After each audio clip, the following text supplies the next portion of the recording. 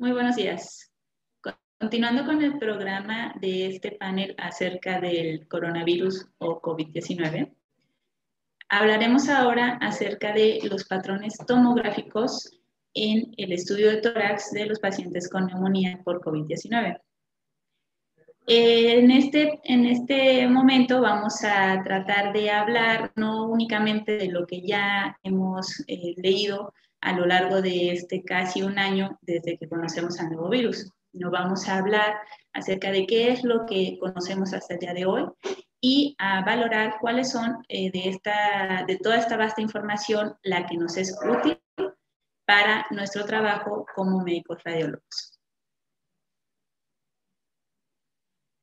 Como parte de los objetivos de esta charla, encontramos obviamente, revisión de los patrones tomográficos que identificamos en los casos por neumonía ocasionada por el COVID-19, así como la valoración de la progresión y potenciales secuelas que puede ocasionar, y revisar la clasificación CORRAX, así como los índices de severidad que se han propuesto internacionalmente hasta el día de hoy. Iniciando con algunos antecedentes, conocemos que los virus son los agentes patógenos que ocasionan más comúnmente infecciones de vías respiratorias en la humanidad. Sin embargo, los hallazgos por imagen pueden ser muy diversos y también estos pueden superponerse con otras enfermedades, tanto inflamatorias o infecciosas, y generar dificultad en el diagnóstico por imagen. En cuanto a los patógenos que conocemos que ocasionan neumonía en los humanos, los podemos dividir o encontrar en diferentes tipos dependiendo la edad y el estado inmunológico del paciente. Por ejemplo, en los niños que no tienen ningún inmunocompromiso, el virus más frecuente es el sincitial respiratorio. En cuanto a las neumonías virales en adultos, el coronavirus ya se tiene estudiado desde hace mucho tiempo y generalmente afecta a personas que tienen algún tipo de inmunocompromiso. La diferencia ahora radica en que este nuevo coronavirus afecta a la población adulta y pediátrica por igual, sin tener una predilección por pacientes con algún inmunocompromiso. Y eso es lo que ahora nos viene a cambiar el panorama y a mantener la alerta constante. Podemos recordar un poquito acerca de la familia Coronaviridae, unos antecedentes no muy antiguos, acerca de la brote de la enfermedad SARS, cuando se conoció por primera vez en el año 2002 a 2003 en la provincia de Guangdong, China. Este virus, que recibe su nombre porque significa síndrome respiratorio agudo severo, ocasionó un brote en la provincia de China y en otros lugares cercanos. Sin embargo, no logró extenderse a muchos otros países del mundo y fue contenido afortunadamente. 10 años después, entre 2012 y 2014, pero en Riyadh, Arabia Saudita, surge un nuevo brote por un coronavirus al cual se le denomina MERS, que su nombre significa síndrome respiratorio del Medio Oriente. Estos dos virus generan neumonías que antes no se habían presentado y lo hacen de manera severa. Nos sientan un antecedente a lo que vivimos el día de hoy. Recordando un poquito acerca de la patogénesis de estos dos virus, principalmente del SARS, recordamos que ocasiona un daño alveolar difuso a través del compromiso de la enzima convertidora de angiotensina, que es prácticamente lo mismo que se ha identificado en el coronavirus SARS-CoV-2. Mientras que el virus MERS tiene un comportamiento más agresivo, generando apoptosis celular. Estos dos virus tienen una mortalidad más alta, por lo tanto no logran transmitirse tanto como el SARS-CoV-2, dado que en el SARS-CoV-2 muchos pacientes cursan pues asintomáticos o tardan mucho tiempo en generar síntomas, o por lo mismo que los síntomas son leves, el paciente no se siente tan mal, sigue con sus actividades diarias y transmitiendo la enfermedad. Ahora, en cuanto a los cambios que nosotros encontramos en la imagen tomográfica, en ambas neumonías la distribución tiene un predominio periférico y multifocal. Los hallazgos principalmente se caracterizan por la presencia de zonas de aumento de la atenuación con patrón in vitro deslustrado y así como la presencia de zonas de consolidación. También dentro de los hallazgos frecuentes se encuentra el engrosamiento septal interlobular y el patrón en empedrado o conocido como crazy padding. Hallazgos menos frecuentes, al igual que lo vemos actualmente, son la presencia de nódulos, el engrosamiento de paredes bronquiales y la presencia de derrame pleural.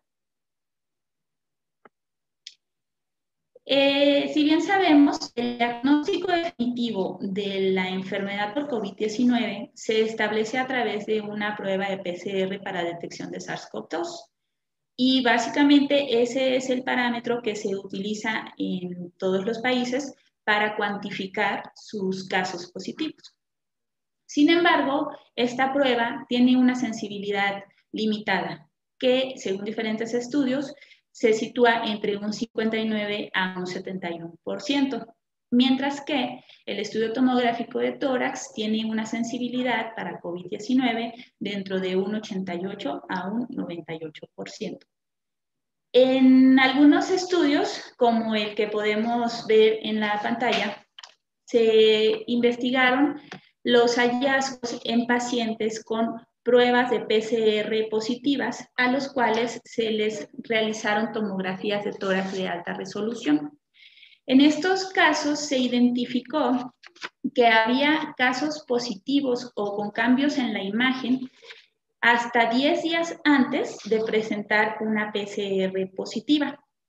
42% de estos casos presentaron mejoría en la imagen incluso antes de tener PCR negativa.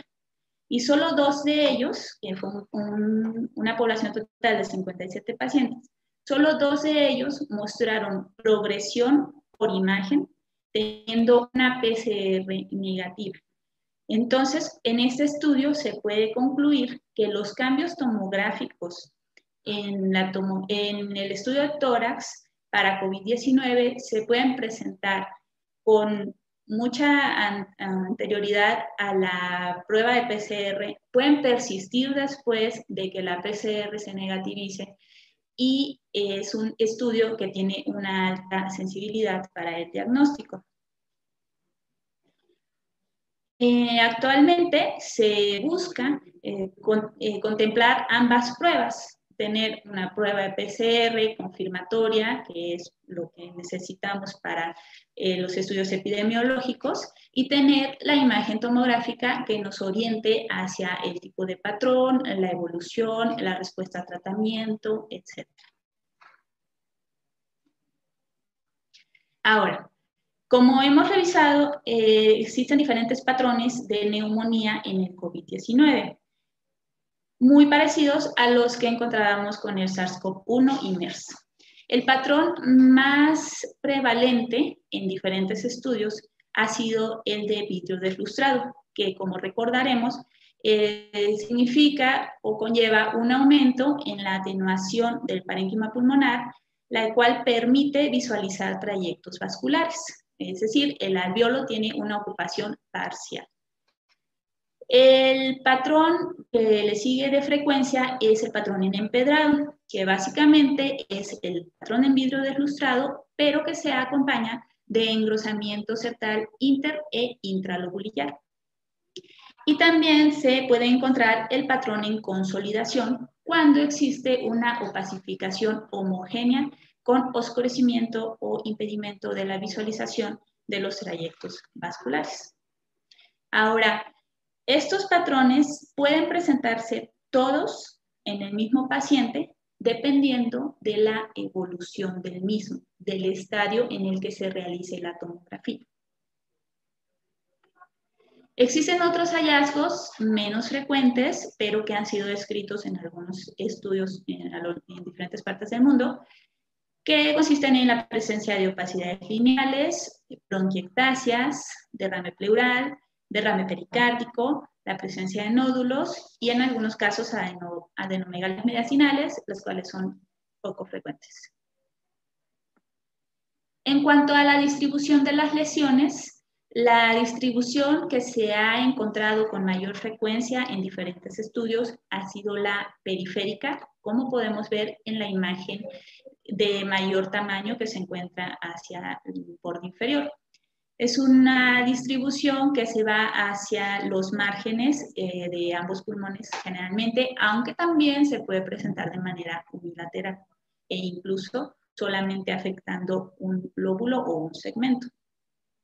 La distribución central también se ha encontrado con menos frecuencia. Viene siendo una lesión de aumento de la densidad que se localiza adyacente a los trayectos broncovasculares. Y la distribución difusa es una mezcla de ambas lesiones, periféricas y centrales, que puede encontrarse en pacientes que inicialmente tenían únicamente un tipo de distribución y evolucionar a tener lesiones pues, por todos lados.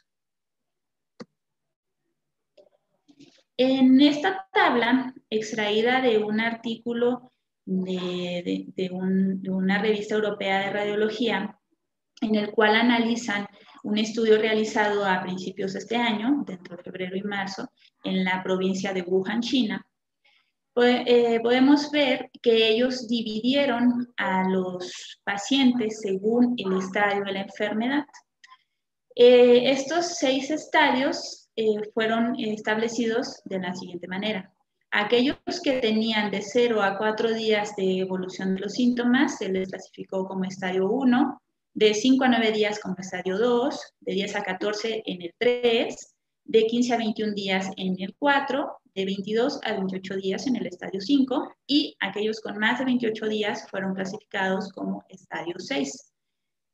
En esta población total de 112 pacientes se analizaron diferentes factores, dentro de ellos la distribución de las lesiones, en el cual pues los que no tenían lesiones, sí se presentó un grupo de aproximadamente 21% en aquellos que se encontraban en estadio 1. Entonces, tenemos que acordarnos que en los primeros 4 días de evolución de la enfermedad, si no encontramos ningún hallazgo, es algo esperado.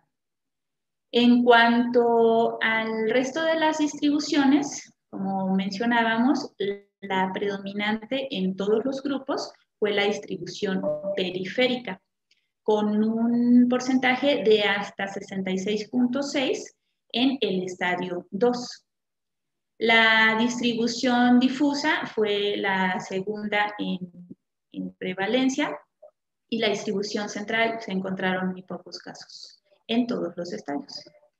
En cuanto al compromiso del pulmón, se dividió como aquellos que solamente presentaron un único lóbulo afectado, los que presentaron múltiples lóbulos de manera unilateral y los que tuvieron una afección bilateral multilobar. Siendo esta última compromiso de los pulmones la que se encontró con mayor frecuencia en todos los estadios de la enfermedad.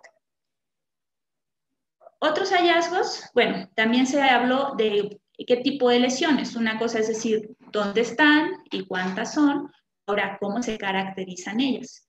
La mayoría de las lesiones identificadas fue compatible con un patrón en vidrio deslustrado, encontrando el mayor número de estas, hasta un 91%, en los pacientes que tenían aproximadamente de 10 a 14 días de evolución de la enfermedad, es decir, un estadio 3.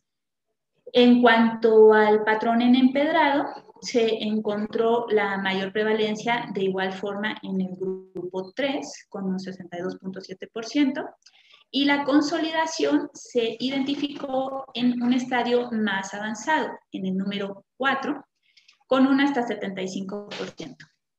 Otros hallazgos menos frecuentes, la frecuencia de opacidades lineales, troncograma, cavitaciones y derrame pleural. Ahora, dentro de la literatura que ha salido en este año, que ha sido muy extensa, se han propuesto índices de severidad para la neumonía a través de una evaluación con tomografía simple de tórax. Estos índices podemos encontrar temas de puntaje semicuantitativo que evalúan las áreas pulmonares afectadas por lóbulos o por segmentos. En este primer ejemplo tenemos al índice de severidad propuesto por afectación de lóbulos, en el cual se va a dar un puntaje dependiendo qué tanto de este parénquima se vea afectado. 0 puntos para aquellos lóbulos que no tienen ninguna lesión, 1 punto para una afectación menor al 5% del lóbulo, 2 puntos para afectación del 5 al 25%, y así sucesivamente hasta que llegamos a los 5 puntos para una afectación mayor al 75% del lóbulo. Al sumar todos los lóbulos, el puntaje máximo que podemos obtener será de 25 puntos. En cuanto al índice de severidad propuesto por la división en segmentos, son menos las clasificaciones o los grados que podemos tener, solo son 1, 2 o 3 según el puntaje de afectación del segmento. Sin embargo, aquí la cantidad de segmentos es mayor y además se hace una subdivisión de los segmentos izquierdos, ápico posterior, se divide en apical y posterior, y el anteromedial del lóbulo inferior, pues se va a dividir de igual forma en anterior y medial. En este caso, cuando un segmento no tiene ninguna afectación, se le dará un puntaje de 0. Cuando la afectación es menor del 50%, su puntaje será de 1. Y si es mayor al 50%, será de 2, dándonos un puntaje máximo de hasta 40 puntos. Es importante considerar algo. En estos estudios se ha evaluado el grado de compromiso de los pulmones por la imagen. Sin embargo, en ambos estudios hacen falta más investigaciones acerca de qué impacto tiene esto sobre la condición clínica del paciente, sobre el pronóstico, sobre el tratamiento que va a recibir, etc. Bien, entonces en este primer ejemplo podemos ver una tomografía de tórax con alta resolución en fase simple, en la cual únicamente identificamos una lesión de morfología redondeada con bordes lobulados bien definidos, la cual permite la visualización de trayectos vasculares compatible con un área de in vitro deslustrado y que depende del segmento superior del lóbulo inferior del lado derecho. Si nosotros intentamos hacer la evaluación del índice de severidad de este caso, utilizando el índice que divide por lóbulos, entonces podemos decir que hay afectación de un solo lóbulo y que esta es menor al 5%, lo cual nos daría un valor de 1 punto. Y si lo dividimos por segmentos, entonces de igual manera tenemos afectación de un único segmento, siendo este menor al 50%, y por lo tanto también tenemos solamente 1 punto, siendo una enfermedad, según este índice, leve. En este otro caso, vemos múltiples zonas de aumento de la atenuación pulmonar, la mayoría de ellas con patrón en vidrio deslustrado y distribución multisegmentaria periférica, las cuales tienden a la presencia de engrosamiento intralobulillar con apariencia en empedrado y existen algunas bandas parenquimatosas hiperdensas. Esta distribución podemos ver que pues es multisegmentaria bilateral y intentando hacer este análisis del índice, se establece un puntaje de aproximadamente 10 puntos utilizando la segmentación, la división por lóbulos del pulmón derecho y de 5 puntos del pulmón izquierdo, lo cual nos daría un puntaje total de 15 puntos en este primer con ese primer método, si estamos hablando que lo máximo es 25 puntos, pues es una enfermedad de moderado a severo. Y en cuanto a la segmentación de los dos pulmones, con la modificación que ya expliqué, obtendríamos un puntaje de igual forma de 15 de 40 puntos. Entonces, vemos que pues sí se ven diferencias, pero incluso sin establecer los índices en cada uno de ellos, con la pura visualización de la imagen podemos diferenciar uno de otro. Ahora les recuerdo, no está establecido que un paciente tenga menos sintomatología que otro por tener menos lesiones visibles en la imagen o que su pronóstico vaya a ser más favorable. En este otro caso, pues es una franca ocupación de multisegmentaria bilateral con zonas de consolidación, de predominio central, que ya pues se acompaña de áreas también en empedrado, el vidrio ilustrado es generalizado y existen ya una zona quística en el pulmón derecho que fue secundaria a barotrauma inducido por ventilación mecánica. En este caso, pues el compromiso es total y el puntaje que obtuvo con ambos índices fue el máximo de 25 y de 40 puntos. Otro aspecto que hasta la fecha hemos venido conociendo es acerca del CORRATS. Este sistema propuesto por un grupo de médicos radiólogos de los Países Bajos a finales de marzo del presente año, trata de imitar lo que todos conocemos ampliamente, el BIRATS, pero en cuanto a la imagen o los cambios en la tomografía de tórax. Ellos proponen que en el CORRATS 1 se trate de una tomografía normal o con otros hallazgos que no se relacionen con un proceso infeccioso. Hay quienes recientemente han agregado a esta clasificación un CORRATS 0 para cuando la imagen tomográfica no puede ser valorable debido a fallas técnicas. Pero bien, en cuanto al CORRATS 2, se trata de un caso de baja sospecha, es decir, cuando presenta anormalidades, pero que estas son consistentes con otro tipo de infección. Por ejemplo, cuando observamos el patrón micronodular en arbolenigmación o cavitaciones, lesiones que sean conocidas por caracterizar a otro tipo de infecciones. Aquí es donde se aplica el CORRATS 2, que sería uno de los puntos más importantes de este sistema, dado que depende mucho de que nosotros digamos si los cambios pueden ser compatibles con una neumonía por COVID, el manejo que este paciente va a requerir y a recibir es muy diferente al que le pueden dar a un paciente que nosotros digamos que tiene neumonía por tuberculosis o por otro germen conocido. En cuanto al CORRATS 3, es aquellos que presentan hallazgos indeterminados para neumonía por COVID. Por ejemplo, cuando se encuentran zonas en vidrio ilustrado, pero que únicamente afectan un segmento, o no tienen una distribución periférica, o tienen otras áreas de consolidación multifocal, y queda esa duda de si pudiera ser un estadio COVID más avanzado. En el CORRATS 4 se consideran hallazgos de sospecha, en el cual podemos encontrar áreas en vidrio deslustrado de manera unilateral o bilateral, pero con consolidación. El CORRATS 5 son hallazgos de muy alta sospecha, cuando encontramos imágenes en vidrio deslustrado con distribución bilateral multifocal y su predominio es basal y hacia la periferia.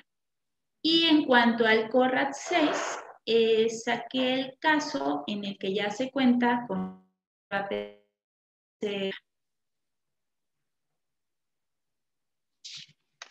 otro grupo de médicos, un poquito más adelante, en abril de este año, propone establecer un lenguaje para la interpretación de las imágenes tomográficas en casos de COVID-19.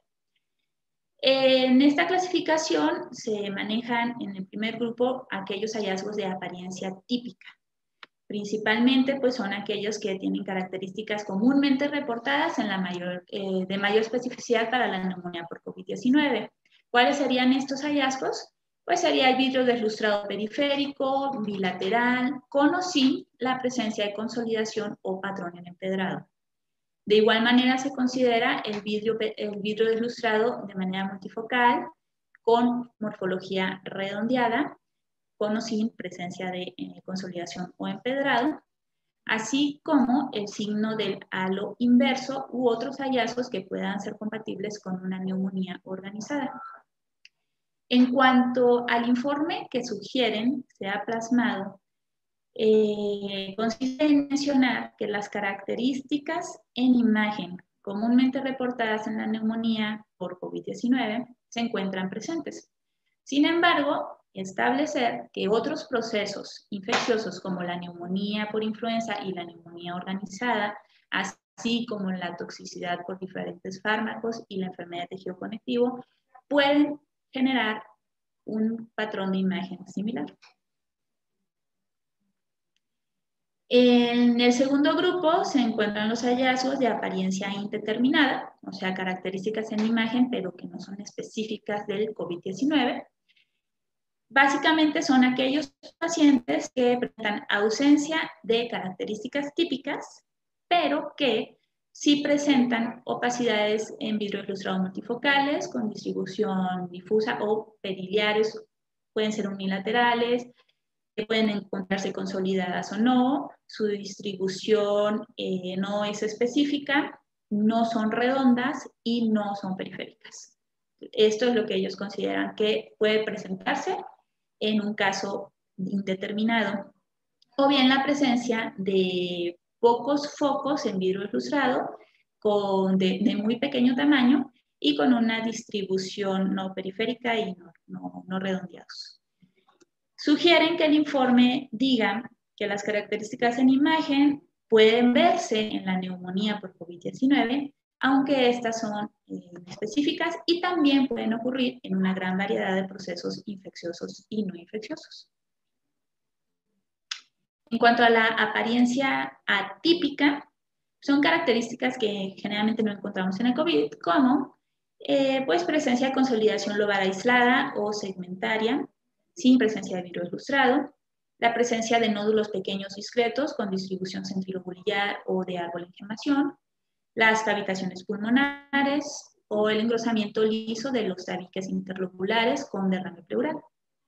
En el informe sugieren que se mencione que las características en imagen son atípicas o poco comunes para la neumonía por COVID-19 y es importante considerar diagnósticos alternativos.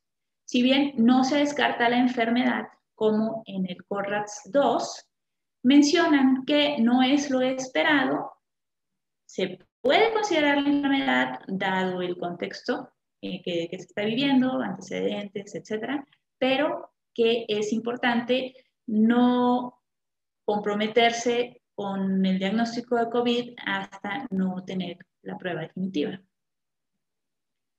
Y en el caso de los pacientes sin hallazgos patológicos, pues sencillamente es un caso negativo para neumonía y no tiene lesiones. Sin embargo, establecen también que es importante agregar la nota en la que se mencione que en estadios iniciales de la enfermedad se pueden presentar tomografías sin lesiones, como lo vimos anteriormente en diversos estudios. Un poco más de 20% de los pacientes en estadios iniciales no presentan cambios en la tomografía de tórax.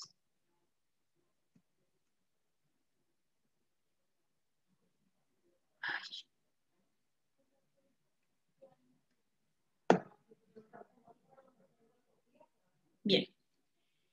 En el caso que presentamos, es un seguimiento de un paciente que atendimos en el Hospital de Especialidades del Centro Médico Nacional Siglo XXI, un trabajador de la salud que se presenta con sintomatología leve, aproximadamente al 6º día de iniciado su cuadro clínico. Se le realiza el estudio tomográfico el 2 de junio, en el que ya se observan zonas de aumento de la atenuación con patrón en vidrio deslustrado, las cuales tienen distribución bilateral con predominio periférico, y estas lesiones pues son principalmente de forma redondeada.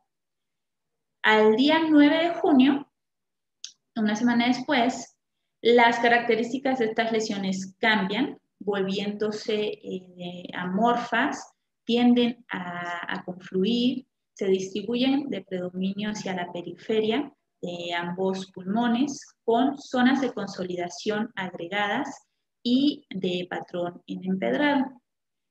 Y el día 24 de junio se le realiza un nuevo estudio de control con el paciente ya asintomático, en el cual vemos que estas lesiones que identificamos ya disminuyeron significativamente en cuanto a su tamaño y su densidad, persistiendo únicamente sutiles áreas en vidrio deslustrado con engrosamiento septal. Se le realizaron reconstrucciones volumétricas de los pulmones con medición del volumen pulmonar, identificando en el primer estudio un volumen pulmonar de aproximadamente 4.550 mililitros, y se logran ver esas imágenes que cambian la arquitectura del parénquima hacia la periferia de los dos pulmones. En el segundo estudio de seguimiento se le realiza nuevamente su reconstrucción volumétrica y podemos ver una franca distorsión de la arquitectura pulmonar con predominio hacia los segmentos posteriores. En este estudio el volumen pulmonar fue de 3.109 mililitros. Y en el estudio de control se pueden ver áreas que quedaron como apariencias cicatrices en los dos pulmones, pero hubo una recuperación significativa del volumen pulmonar e incluso fue mayor que en el estudio inicial, siendo de 4.813. Aquí tenemos otro caso en el cual tenemos un estudio inicial del día 15 de junio, en el que...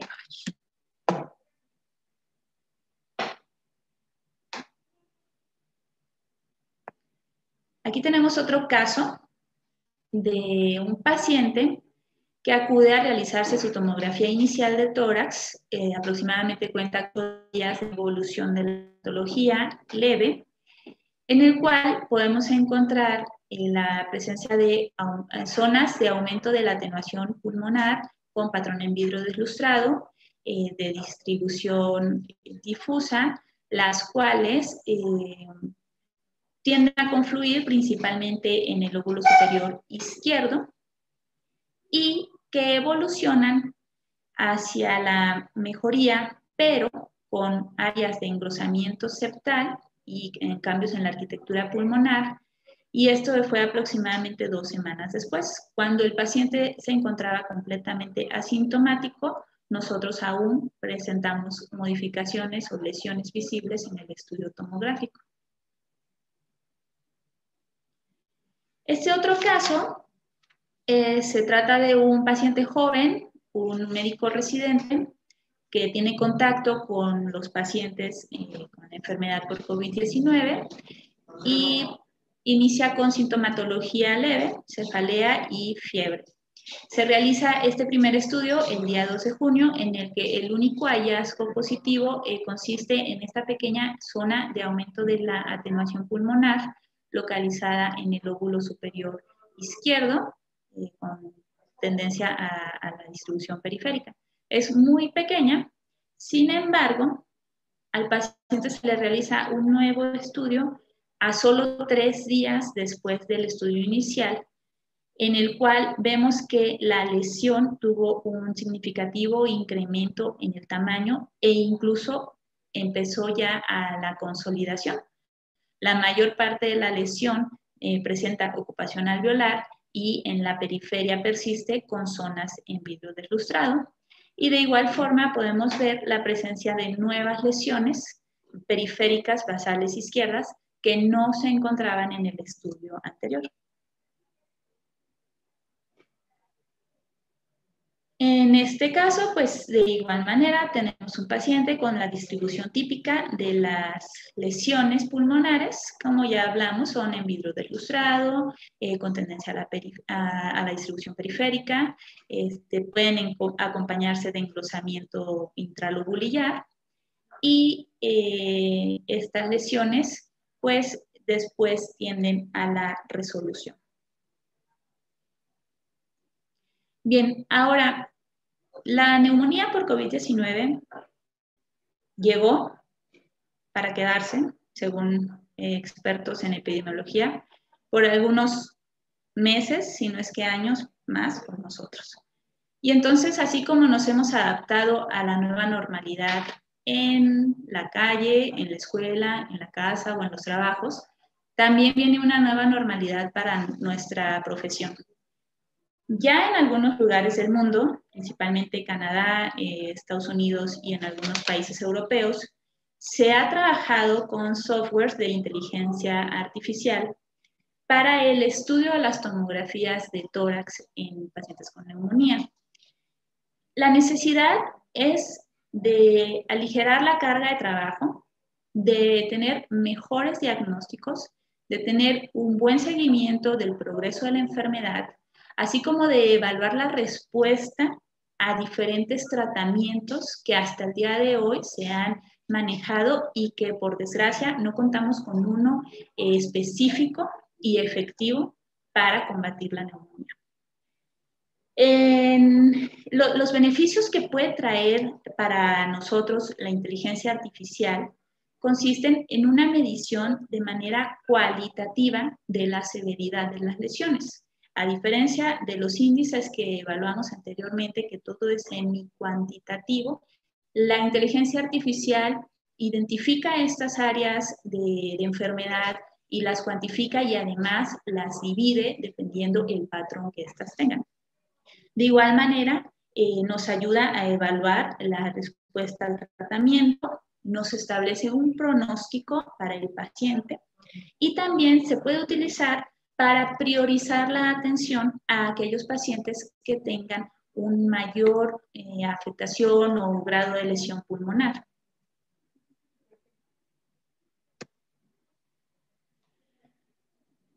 En estas imágenes que son proporcionadas por un proveedor de tecnología en tomografía, podemos ver cómo la innovación tecnológica nos ayuda a hacer reconstrucciones volumétricas en las cuales se aprecia de forma clara las áreas en las que el alveolo se encuentra afectado.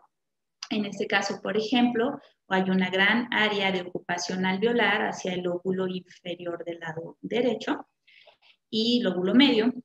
Y bueno, si bien son imágenes que se ven bonitas, lo más práctico se encuentra aquí, en el análisis de las lesiones, las cuales se obtienen al realizar una tomografía simple de tórax. Pasa por un postproceso a través de una segmentación de los pulmones y en este caso son divididos ambos pulmones según sus lóbulos. La máquina o el software identifica las áreas de aumento de la densidad pulmonar, dividiéndolas en dos, las áreas de aumento de la densidad pulmonar y las áreas con muy alta densidad pulmonar. Básicamente, vidrio deslustrado y consolidación. Lo importante entonces es el análisis al cual tenemos acceso con estas nuevas herramientas en cuanto a las lesiones pulmonares. Este software, del cual hasta ahorita se ha trabajado en diferentes lugares del mundo, Lo primero que se tiene que hacer es una tomografía de tórax en fase simple con alta resolución.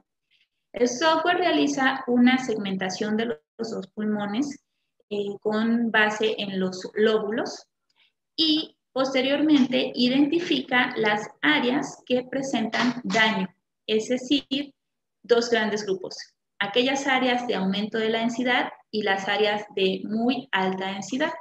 Básicamente corresponden a zonas con vidrio frustrado y zonas de consolidación. Posteriormente, hace un análisis de qué tanto porcentaje de cada lóbulo se encuentra afectado y con qué tipo de lesiones, si con vidrio frustrado o con zonas de consolidación.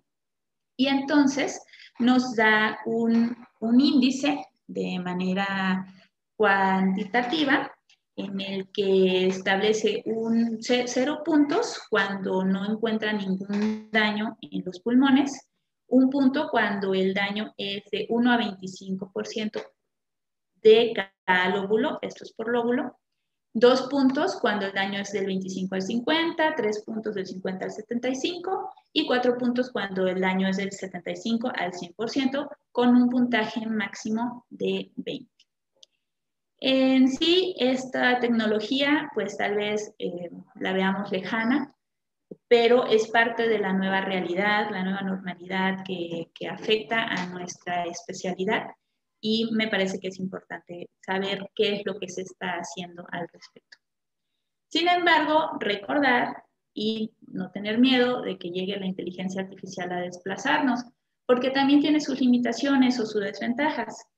Una de ellas, y sería de las principales, es que este software está diseñado para identificar lesiones en específico. Si se encuentran otras alteraciones, como por ejemplo la presencia de derrame pleural, esto puede cambiar o interferir en la detección de las lesiones y pues generar falsos positivos. Otra de las desventajas o inconvenientes es que estos tipos de programas requieren de calibración y además no va a lograr diferenciar a neumonías ocasionadas por otros tipos de virus o bacterias. Va a establecer cuánto pulmón está afectado, pero no va a establecer que la etiología sea de COVID o de otra cosa. Y bien, entonces podemos concluir que el espectro de presentación por imagen ocasionada en neumonía COVID-19 es variable. Sin embargo, sí existen patrones típicos o que más frecuentemente hemos encontrado en diferentes publicaciones y en la experiencia personal en nuestro hospital y que nos pueden ayudar a reconocer la enfermedad. Estos hallazgos pueden encontrarse también dependiendo la etapa en la que se haga el estudio. Un mismo paciente puede tener todos los patrones, pero en diferentes momentos de su evolución. Se ha demostrado que la tomografía tiene una alta sensibilidad para el diagnóstico y el seguimiento de los casos positivos de COVID y también de los casos negativos por PCR, dado que su sensibilidad es mayor.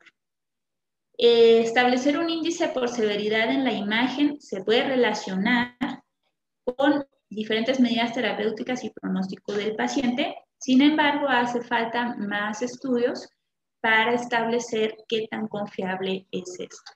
Podemos ver pacientes con síntomas graves y tener muy pocas lesiones o síntomas con unos hallazgos en imagen muy floridos y que su sintomatología no lo sea tanto.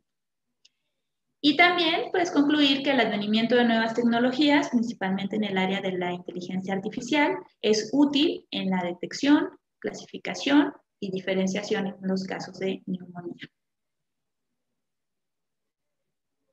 Y bien, pues muchas gracias por su atención, por su tiempo y esperamos que les haya sido de utilidad esta charla.